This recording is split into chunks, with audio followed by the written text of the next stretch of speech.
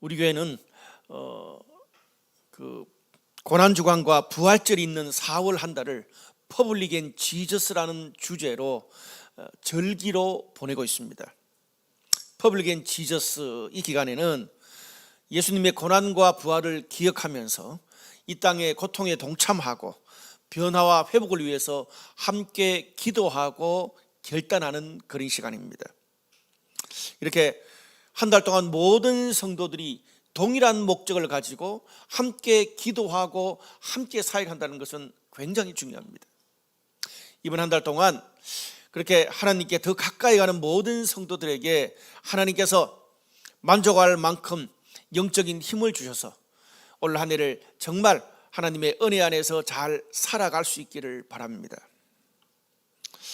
우리가 지난 주 중에도 모든 성도들이 각 셀에서 매일 아침마다 주중 기도문으로 3번 읽고 기도하고 셀 단톡방에 아멘을 남겼습니다. 일주일 내내 잘했던 분도 있고 또 몇 번 못했던 분도 있지만 하여튼 우리가 모두가 함께 동일한 기도문으로 기도한다는 것은 굉장히 중요합니다. 사실 우리가요, 이런 특별한 기간이 아니면 나 자신의 바운더리를 넘어서 주변 사람들을 위해서 또 나의 영적인 VIP들과 교회와 세상을 위해서 언제 그렇게 간절하게 또 다양한 주제로 기도를 할 수 있겠습니까? 그런 면에서 참 이렇게 이번 퍼블릭 앤 지저스 한 달 동안 우리가 함께 주중기도문으로 기도하고 다양한 사역을 한다는 것은 굉장히 의미가 있는 그런 일입니다. 이번 주도 또 주중기도문이 나갈 것입니다. 특별히 우리 사회를 위한 그런 기도가 굉장히 많습니다. 교회와 사회를 위한 기도가 많이 있는데 모든 성도들이 다 함께 동참해 주시면 좋겠습니다. 2024년 이 올해 퍼블릭 앤 지저스 주제는 책임 있는 크리스천이라고 말씀을 드렸습니다. 책임 있는 크리스천. 오늘은 그 두 번째 시간으로 영악한 시민에 대해서 설교를 할까 합니다. 우리가 본문을 통해서 한 사람의 신앙인으로서 뿐만 아니라 또 한 사람의 시민으로서 우리의 권리와 자유를 어떻게 행사해야 되는지를 살펴보기를 원합니다. 사실 이 주제에 대해서 목사로서 설교한다는 것이 굉장히 부담이 있습니다. 그런데 또 이런 퍼블릭 앤 지저스 기간이 아니면 언제 우리가 성경적으로 이 주제에 대해서 정리를 할 수 있겠습니까? 또 며칠 뒤에 선거가 있습니다. 그래서 더 우리가 성경적으로 한번 정리한다는 것을, 이 주제를 가지고 정리한다는 것은 의미가 있는 그런 시간이라고 생각을 합니다. 저는 한 2가지 정도 하나님의 말씀을 듣고 싶습니다. 한번 따라합시다. 진리와 정치적 신념을 구분하라. 우리가 먼저 진리와 정치적 신념을 구분할 줄 알아야 됩니다. 오늘 본문이 구약의 한 본문, 신약의 한 본문 두 군데입니다. 먼저 구약의 열왕기상 18장을 보면 오바댜라는 한 사람이 나옵니다. 그는 한 사람의 신앙인이요 시민으로서 그가 얼마나 신중하게 행동을 하고 있는지에 대해서 오늘 성경이 자세하게 기록하고 있습니다. 먼저 이 오바다의 삶을 살펴보기 전에 오바다가 살았던 시대적인 배경을 알 필요가 있습니다. 오늘 본문 열왕기상 18장 3절에서 6절, 11절에서 15절 우리가 읽었던 본문을 보면 당시 오바다가 살았던 시대는 기원전 BC 800년대쯤이었습니다. 800년대쯤 어느 시기였습니다. 특별히 그가 살았던 시대는 북이스라엘, 남유다가 서로 나뉘어져 있었는데 북이스라엘의 7번째 왕인 아합 왕이 다스리던 시대에 오바댜가 살았습니다. 그런데 이 아합 왕을 좀 소개하자면 아합 왕은요 굉장히 탁월한 지도력이 있었던 지도자였습니다. 그런데 안타깝게도 그는 하나님의 뜻은 제쳐두고 오히려 하나님의 뜻을 붙잡아야 되는데 반대로 하나님의 뜻은 제쳐두고 오직 재물과 군사력에 의지해서 나라를 다스렸습니다.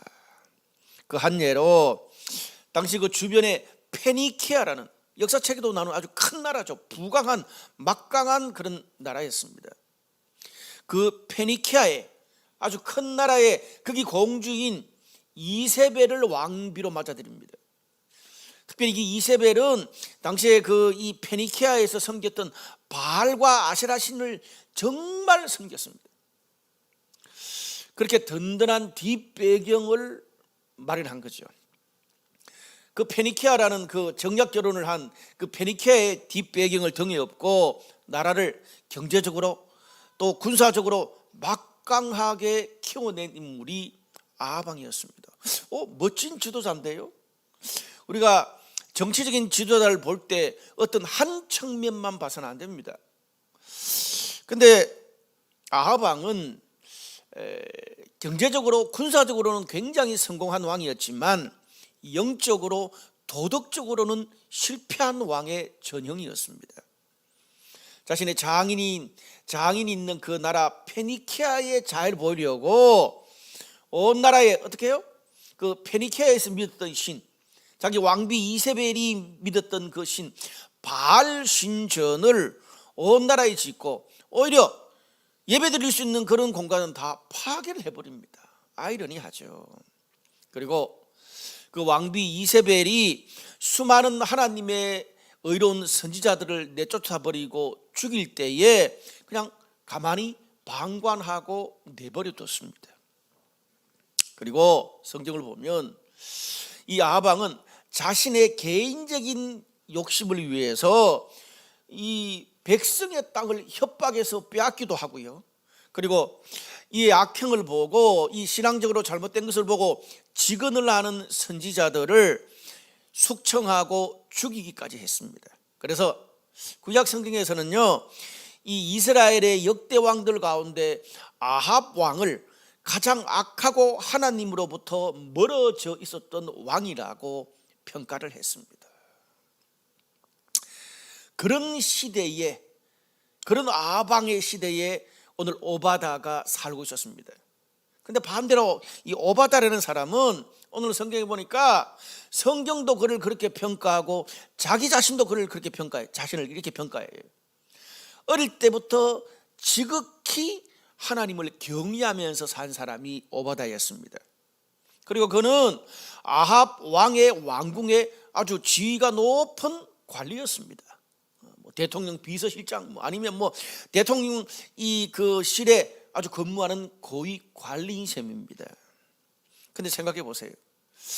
이렇게 어릴 때부터 너무나 신앙심이 깊었던 이 오바다가 가장 악한 왕, 그리고 하나님의 뜻대로 행하지 않는 그런 아방 밑에서 매일 직장 생활을 한다는 것이 얼마나 고통스럽고 힘들었겠습니까?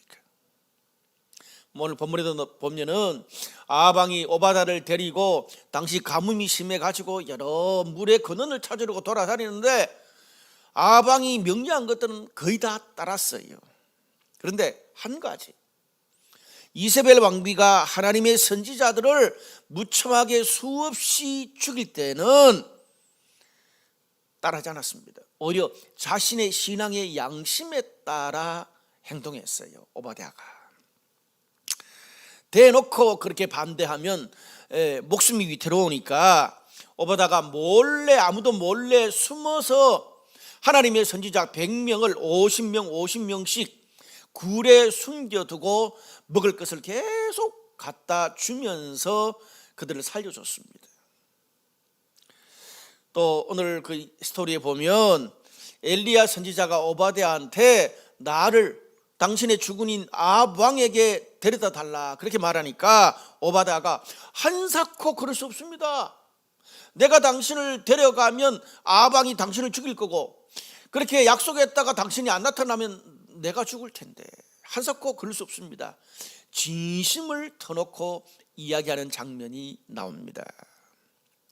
오늘 이 스토리가, 이 내용이 오바댜가 행동했던 겁니다.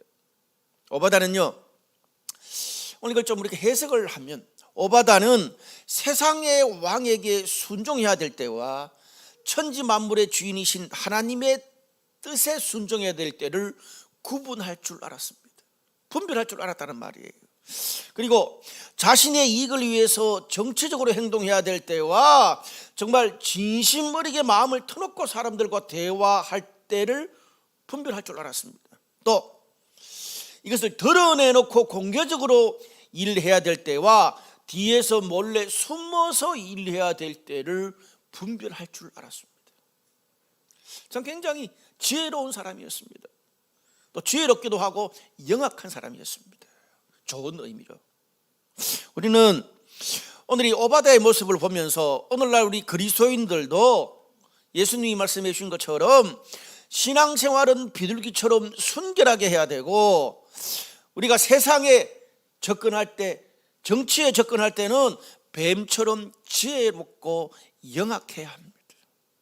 그래서 예수님이 비둘기처럼 순결하고 뱀처럼 지혜로워라, 그렇게 말했습니다.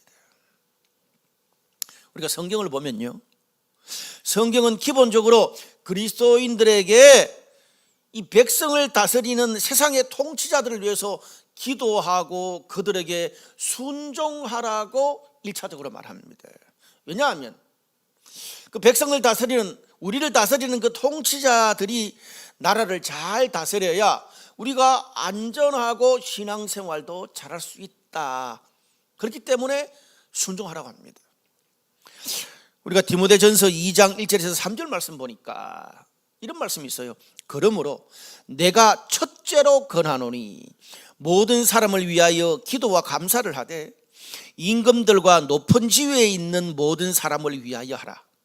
이는 우리가 모든 경건과 단정함으로 고요하고 평안한 생활을 하려 함이라. 뒤에 말이 중요해요. 이것이 우리 구주 하나님 앞에 선하고 받으실 만한 것이니. 성경이 이렇게 말하고 있어요. 이것이 하나님 앞에 선하고 받으실 만한 거래요. 또 한 번 더, 디도서 3장 1절 2절은 또 비슷한 구절이 있습니다. 너는 그들로 하여금 통치자들과 권세 잡은 자들에게 복종하며 순종하며 모든 선한 일 행하기를 준비하게 하며 아무도 비방하지 말며 다투지 말며 관용하며 범사의 온유함을 모든 사람에게 나타낼 것을 기억하게 하라. 정리하면요, 그리스도인으로서 우리는 내가 찬성하는 정치 권력은 모든 것이 다 옳고, 내가 좀 안 좋아하고 반대하는 정치 권력은 모든 것이 다 잘못됐다는 극단적인 그런 생각을 경계해야 합니다. 오늘 성경 뭐라 그래요? 내가 찬성하든 반대하든 상관없이 먼저 그 백성의 통치자와 권력들이 나라를 잘 다스릴 수 있도록 기도하고 거기에 성실하게 협조하는 것이 너희들의 첫 번째 임무다. 첫 번째로 이렇게 말하잖아요. 이것이 1차적으로 그리스도인들이 시민으로서 가져야 될 책임입니다. 신앙인으로서 이런 기본적인 것이 되지 않으면서 무조건 통치자, 정치 권력에 대해서 무조건 계속 비난만 한다면, 누가복음 6장 41절에 예수님이 뭐라 그러십니까? 남의 눈에 티만 보고 내 눈에 덜 보는 못 보는 것과 똑같은 이치다, 그렇게 되는 거예요. 만약에 우리가 그런 시각을 가지고 있다면 주변 사람들이 뭐라 그러겠어요? 너나 잘하세요, 이렇게 말하는 겁니다. 주변 사람들한테 덕이 안 된다는 말이에요. 모범이 안 된다는 말이에요. 오늘 성경을 비추어볼 때 그것은 신앙인으로서 성경적으로 바른 태도가 아닙니다.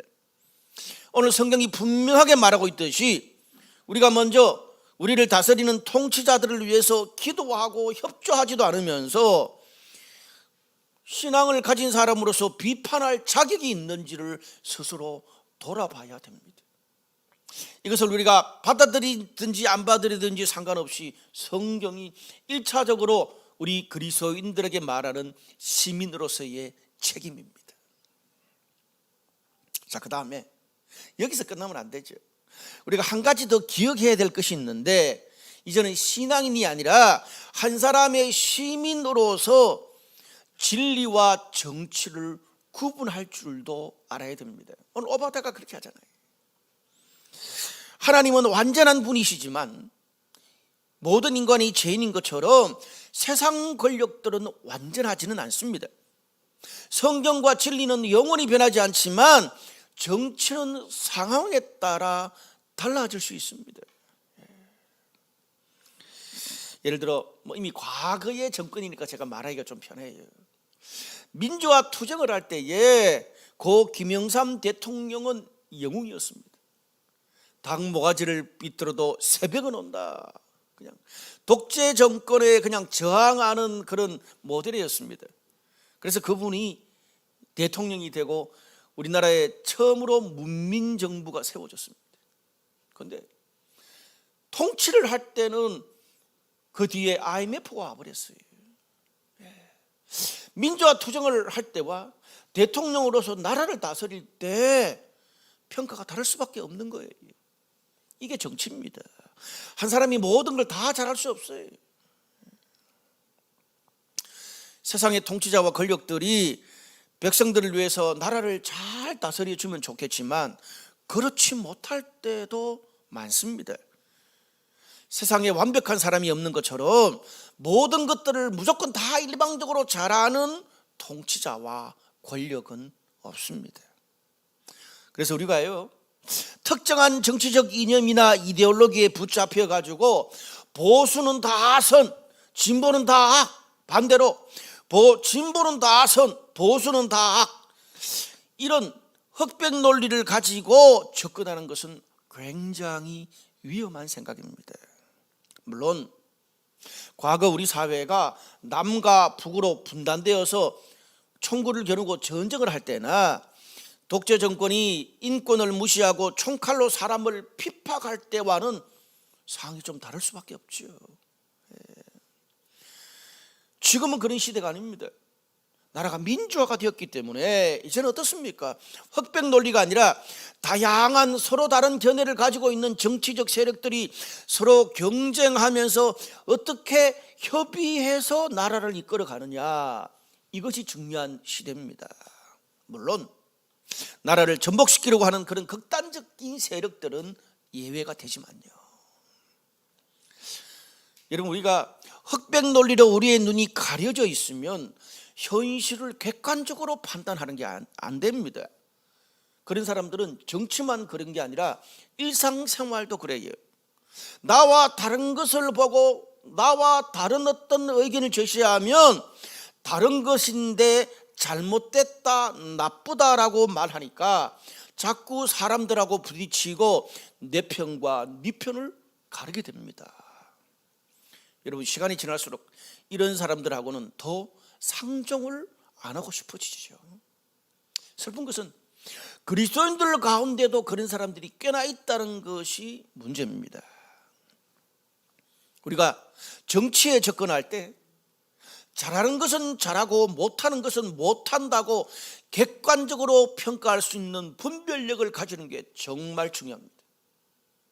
우리가 내가 안 찍은 그런 당 정치 권력에 대해서는 그런 게 단점이 잘 보여요. 근데 내가 찍었던, 내가 대통령을 찍고 내가 국회의원을 찍고 내가 시장을 찍었는, 내가 찍은 사람들, 정치 권력들의 단점은 애써 잘 안 보려고 합니다. 그래서는 안 됩니다. 알아야죠. 우리가 세금을 내고 그들이 우리가 세금 낸 그 돈으로 국민들을 잘 살게 하기 위해서 정치 권력을 맡겼는데 우리가 두 눈 부릅뜨고 살펴야죠. 이런 모든 것을 종합적으로 판단해서 내가 어떻게 선택하고 행동할 것인가를 생각해야 합니다. 제가 계속 모든 정치 권력, 무조건 모든 것이 다 잘하고 다 못하다 그런 게 아니라 잘하는 것도 있고 못하는 것도 있다고 말씀을 드렸습니다. 이것은 뭐 독재 정권이나 뭐 그런 데 적용되는 게 아니고요, 민주사회에서 하는 말입니다.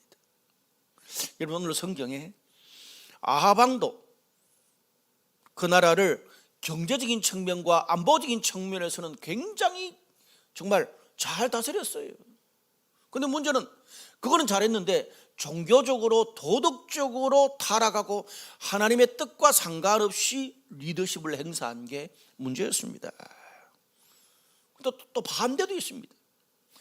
과거에 미국의 지미 카터라는 대통령이 있었습니다.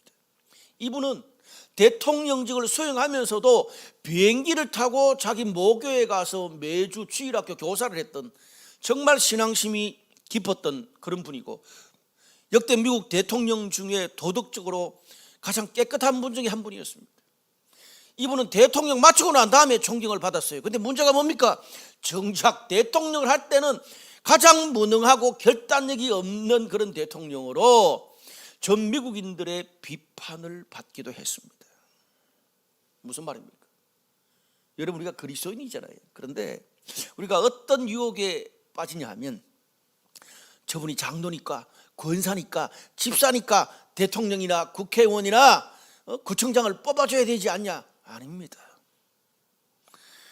여러분, 국민의 일꾼을 뽑는 것, 대선과 총선은요, 국민과 나라의 현실적인 필요를 얼마나 채워줄 수 있는 그런 사람을 뽑는 선거지, 교회 직분자 뽑는 선거가 아닙니다. 정치는 최선을 선택하는 게 아니라 차선을 선택하는 거죠. 특별히 우리 사회에서 일부 목회자들이나 그리스도인들이 기독교의 이름으로 특정한 정치적인 입장이나 집단을 극단적으로 옹호하고 발언하는 것을 보게 됩니다. 제가 구체적으로 이름을 안 들어도 알겠죠. 사실 그런 분들 때문에 우리 사회에서 참 의로운 크리스천들과 교회가 싸잡아서 비판을 당하고 있는 것도 사실입니다. 지금 이스라엘과 팔레스타인이 전쟁을 하고 있잖아요. 근데 간혹 어떤 그리스도인들 중에 어떤 생각을 가지고 있냐 하면, 이스라엘은 과거에 하나님의 선택받은 선민이었고, 믿는 하나님도 신앙도 우리 기독교와 비슷하니까 이스라엘이 하는 것은 늘 선하고, 아랍 나라들은 기본적으로 모슬렘이고 테러 집단들이 거기서 많이 나오니까 무조건 그들이 악하다. 여러분, 이런 생각을 기독교적인 생각이라고 오판해서는 안 됩니다. 여러분, 성경을 보면요, 특정한 정치적 세력이나 특별한 민족에 대해서 하나님이 일방적으로 찬성하는 것이 없습니다. 구약의 이스라엘 백성들한테는 그랬는데 하나님이 그들에게 벌 주실 때는 그렇지 않았어요. 구약의 예언서를 보십시오. 이방 민족들뿐 아니라 하나님의 선택받은 이스라엘 민족한테도 하나님의 뜻에 불순종하면 똑같이, 아니 더 심판을 했다고 나와 있습니다. 성경에서 말하는 거는요, 통치자와 권력들이 개인의 욕심을 위해서 백성들에게 받은 이 권력을 백성들을 압제하는 데 쓰지 말고 공평과 정의로 백성들과 나라를 잘 다스려야 된다. 그리고 궁극적으로 하나님의 뜻을 저버리지 말아야 된다. 그런 큰 틀에서만 언급을 하지, 구체적인 그런 세세한 것들은 성경에서 말하지 않습니다. 그것은 각 나라마다 상황이 다르기 때문에 각 나라의 백성들과 통치자들의 몫으로 남겨두고 있습니다. 이게 성경에서 말하는 정치에 대한 입장입니다. 여러분, 개인적으로 사람마다 정치적인 견해가 다 다를 수 있습니다. 그런데 간혹 개인의 그런 정치적인 입장을 가지고 그걸 모든 기독교인들이 공적으로 그렇게 해야 된다는 것처럼 기독교인은 누구를 찍어야 되고 어떤 세력을 찬성해야 한다고 밀어붙인다면 그것은 성경적이지도 않고 굉장히 위험한 생각입니다. 우리 사회에 이런 것들이 우리 기독교 안에서도 만연해 있다는 것 자체가 슬픈 일입니다. 분명하게 말하지만 목회자나 지도자 개인의 정치적인 입장을 기독교나 신앙 공동체 전체의 입장으로 설득하려고 해서는 안 됩니다. 그것이 늘 맞는 것이 아니기 때문입니다. 사람의 판단이 늘 맞는 게 아니거든요. 제가 그래서 설교할 때 정치에 대해서 굉장히 절제하고 공정하게 다루려고 하는 것이 이런 것 때문입니다. 그러나 우리가 성경적인 방향은 알고 있어야 되는 거죠. 미국처럼 기독교가 국교인 나라가 아니라 우리 사회처럼, 사실 우리나라는요, 어떤 면에서 불교나 유교가 먼저 다른 종교들이 자리를 잡았고 기독교는 뒤에 들어왔습니다. 이렇게 다양한 종교들이 있는 그런 나라에서는 기본적으로 종교는 정치와 관련해서 중립을 지키는 것이 합당합니다. 기독교가 자신의 입장을 막 그렇게 기독교의 이름으로 들이밀기 시작하면 다른 모든 종교가 다 그래 들이밀면 어떻게 됩니까? 종교 전쟁이 되거든요. 이것을 고려해야 돼요. 물론 지도자나 교회가 공적으로 국가 정치에 개입해야 될 때도 있습니다. 그게 언제입니까? 전쟁이나 국가의 위기 상황에 교회가 개입해야 됩니다. 이거는 누가 봐도 통치 권력이 국민의 안정과 나라의 건강을 흔드는 너무나 심각한 오류를 범하고 있다.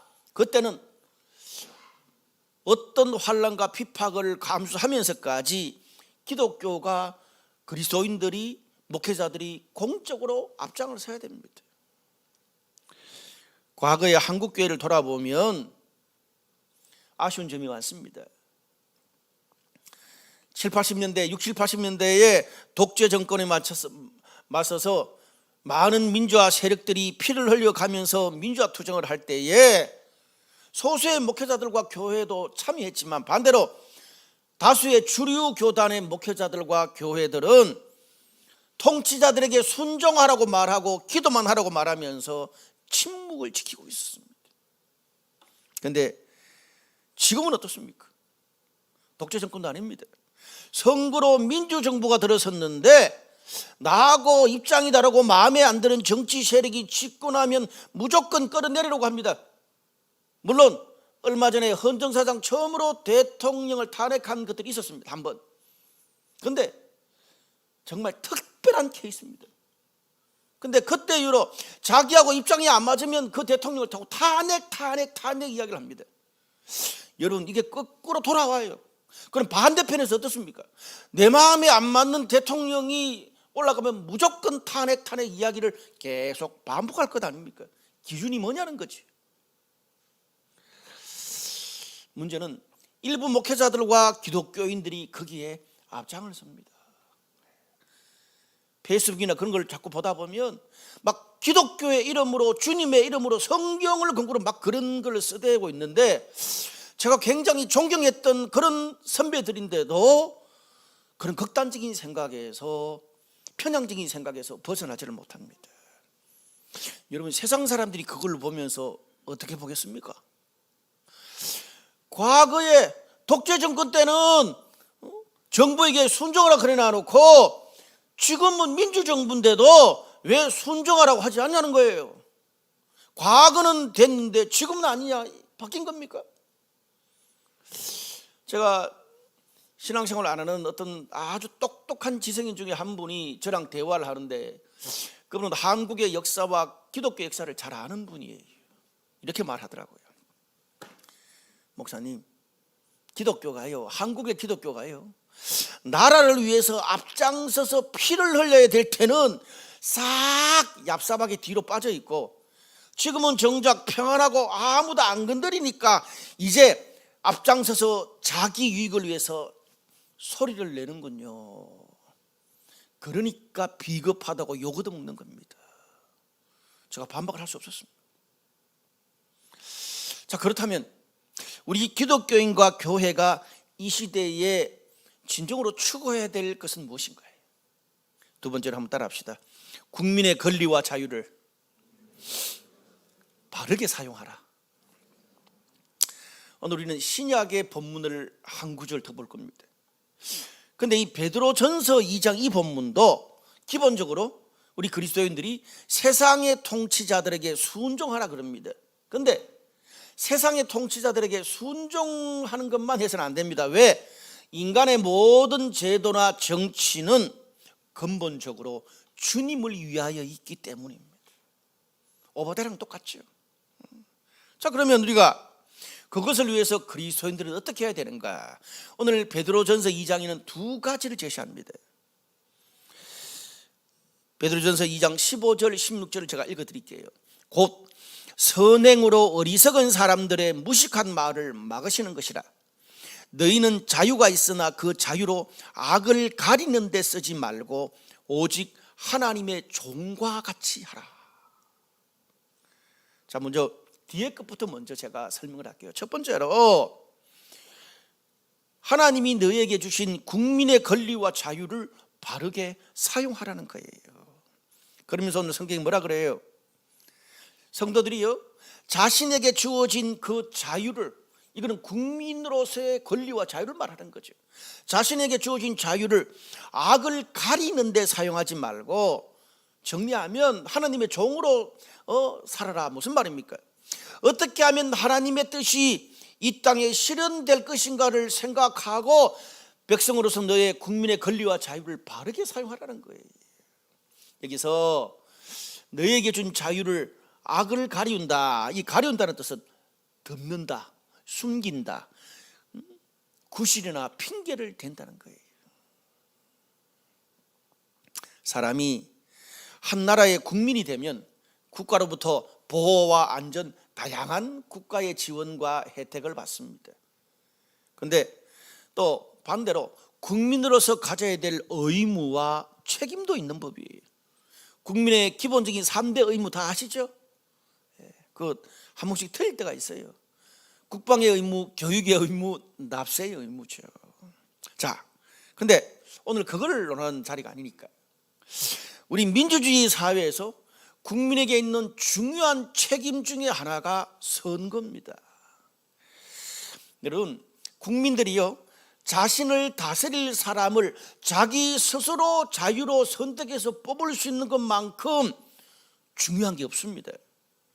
이게 너무나 큰 국민의 권리요 특권입니다. 대한민국에서요, 우리 손으로 직접 대통령 선거를 하는 거, 여러분, 이 국민의 권리를 얻기 위해서 과거의 민주화 투쟁을 통해서 얼마나 많은 사람들이 피를 흘렸는지 모릅니다. 여러분, 이게 돼야 위정자들을, 우리를 다스리는 사람들을 컨트롤할 수 있습니다. 자기들이 모든 권력 다 해먹어도 국민은 죽고 고통받아도 상관도 안 하는 거예요. 그런데 국민이 직접 선거를 통해서 위정자들을 뽑을 수 있으면 그들을 통제할 수 있습니다. 일단 국민이나 지역을 위하지 않는 후보, 자기 배만 채우거나 자질이 안 되는 사람은 어떻게 해요? 선거를 통해서 국민들이, 지역 주민들이 언제든지 그 사람을 바꿀 수 있습니다. 지금 이제 며칠 뒤에 그렇게 하잖아요. 여러분, 그래서 이 직접 선거가 자리가 잘 잡힌 그런 나라에서는 아무리 힘이 세고 뻔뻔한 위정자들도 선거 기간이 되면 국민들한테 굽신거릴 수밖에 없잖아요. 여러분, 위정자들이 그 선거 기간 때만큼 이렇게 굽신거릴 때가 있었습니까? 그런데 국민들이 현혹되지 말아야 됩니다. 국민들이 영악하고 똑똑해야 위정자들의 이중적인 태도에 이용당하지 않습니다. 그때만 그렇게 해도 뽑아주더라, 이렇게 이용당하는 거죠. 여러분, 좀 리얼한 이야기를 하면 평상시에는 그렇게 꿈쩍도 하지 않던 그런 대통령이 선거와 국민이 무서우니까 어떻게 호주 대사를 갑자기 호출을 다 하고, 그것도 모자라서 여당과 야당의 그런 다양한 다른 모든 이 중소 군소 정당의 그런 대표들까지 다 앞으로 잘하겠다고 업소를 합니다, 국민들한테. 그리고 과거에 막말했던 것 잘못했다고 대국민 사과까지 합니다. 또 간혹 어떤 후보들은 공약을 들어보거나 또 공약집 날라온 거 있잖아요. 보면은 내용은 거의 없고 죄다 상대편 욕만 해놨어요. 또 많은 사람들이 남의 비리는 비난하면서 정작 자신의 비리에 대해서 어떤 핑계를 대고 있는지도 잘 들어보십시오. 제가 현직 대통령에게만 이야기만 했는데 불공평하잖아요. 최근에 전임 대통령이 선거에 직접 개입하는 초유의 사태가 벌어졌습니다. 우리 뭘 봐야 돼요? 나중에 입장이 바뀌었을 때, 지금 야당이 여당이 되고 지금 현직 대통령이 나중에 전직 대통령이 되었을 때 혹시나 비슷하게 행동할 때 과연 어떻게 말하는지도 눈 부릅뜨고 살펴보십시오. 공약에 대한 약속들은 또 후보들이 얼마나 지켰는지도 잘 기억해 뒀다가 팩트 체크를 해보십시오. 제가 왜 이런 이야기를 하냐, 잘하든 못하든 간에 국민들이 무조건 한쪽만 계속 찍어주니까 위정자들이 국민 무서운지를 잘 모르는 것 같다는 생각이 요즘 설그머니 듭니다. 그런 생각 안 드세요? 흔히 우리가 호구 잡힌다라는 그런 말을 듣잖아요. 사람이 바보 같으니까, 너무 좋아가지고 바보 같으니까 그냥 이용하기 쉽다 이거예요. 사랑하는 성도들이여, 절대 위정자들이 국민들을 얕보거나 뒤통수 치도록 놔두지 마시길 바랍니다. 팩트 체크를 정확하게 하고 선거로 표현하십시오. 이게 영악한 시민입니다. 정치 권력은 신이 아닙니다. 또 우리는 윤리 선생님이나 목사를 뽑는 것도 아닙니다. 여러분의 가정, 직업, 자녀와 미래, 경제, 부동산 정책, 국가 안보와 외교, 그리고 역사관, 도덕적 자질 등 따질 수 있는 모든 것을 다 따져보고 투표에 임하십시오. 간혹 우리들 가운데 나는 정치에 환멸을 느껴서 마음에 드는 후보가 전혀 없어서, 찍을 사람이 없어서 바빠서 선거를 못합니다, 그런 분들이 있어요. 오늘 이 베드로전서 2장이 나오는 것처럼 우리가 국민으로서 부여받은 권리와 자유를 나의 게으름과 무관심을 가리우는데 핑계 삼지 마십시오. 다시 한번 말씀드리는데, 선거는 최선을 뽑는 게 아니라 차선을 뽑는 겁니다. 이 말이 뭘 의미하느냐, 내 마음에 드는 사람과 정당이 없을 수 있습니다. 그러면 반대로 정말 안 돼야 되는 그런 사람, 정당은 누군지 그들을 대항할 세력을 뽑으십시오. 보수든 진보든 대한 세력이든 여러분의 정치적 신념대로. 그것도 난 잘 모르겠다 그러면 누구를, 나의 정치적 신념에 따라 누구를 뽑으면 이 땅에 우리 지역에 하나님의 뜻이 성취되는데 가장 가까울까, 그런 생각으로 뽑으면 됩니다. 말씀의 결론을 맺겠습니다. 오늘 베드로전서 2장 15절에는 한 가지 더 시민으로서 그리스도인들에게 책임을 요구하는 게 있습니다. 베드로전서 2장 15절, 곧 선행으로 어리석은 사람들의 무식한 말을 막으시는 것이라. 무슨 말입니까? 그리스도인들이 세상에 대해서 책임을 질 때에 궁극적으로 정치로 말하는 게 아니라 뭐예요? 정치는 신념에 따라 행동하십시오. 중요한 것은 그리스도인들의 선행으로 세상에 몹을 보이라, 감동시키라는 말입니다. 여러분, 이 굉장히 중요한 그런 말인데 좀 이 구절의 배경을 설명하면, 초대교회 당시에 로마가 지배하던 사회에서는 수많은 민족이 섞여 살았습니다. 대형 제국이었으니까, 로마 제국이. 그러다 보니까 수많은 민족이 섞였다 보니까 언어도 다르고 종교도 다르고 다 다르잖아요.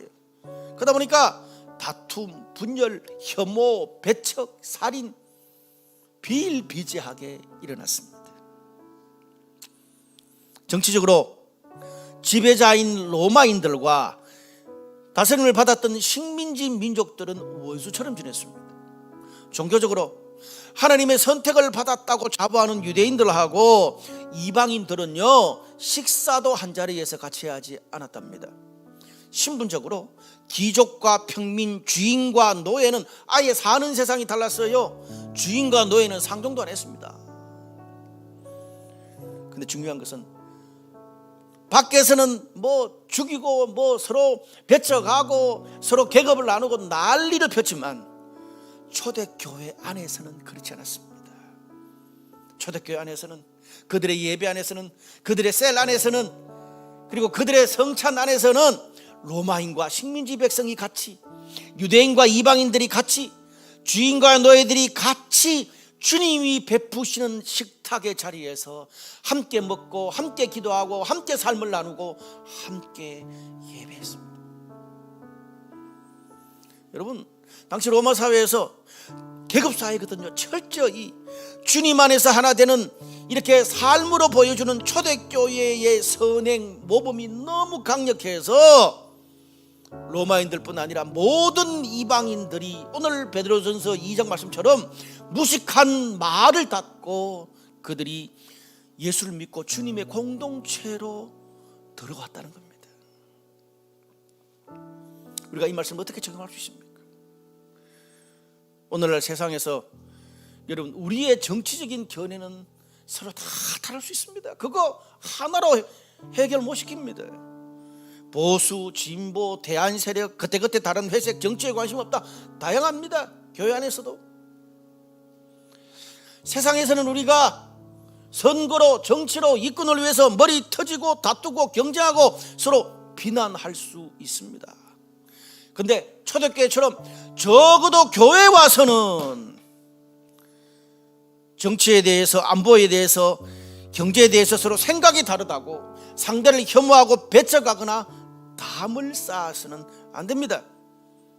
만약에 그렇다면 바울이 그것 때문에 시험 들은 사람이 있다면 나는 영원히 제사 음식을 먹지 않겠다고 말한 것처럼 그 정치 때문에 서로 교회 안에서 나뉘게 된다면 교회 안에서는, 셀에서는 정치 이야기를 하지 마십시오.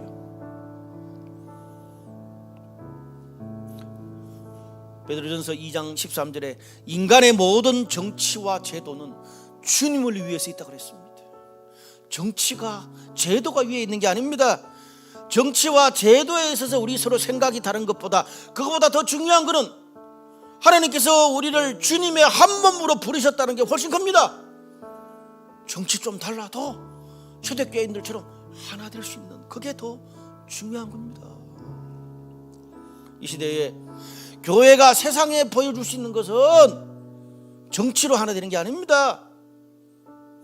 우리가 정치와 서로 배경과 스타일이 너무나 서로 다를지라도 주님 안에서 진정으로 하나 되는 공동체 삶을 보여주는 뭡니까? 세상의 화해자, 중재자 역할을 하는 것입니다. 그것이야말로 그리스도인들이, 교회가 세상을 감독시키는 최고의 길이라는 사실을 명심하시는 이번 한 주 되시기를 주님의 이름으로 축복합니다.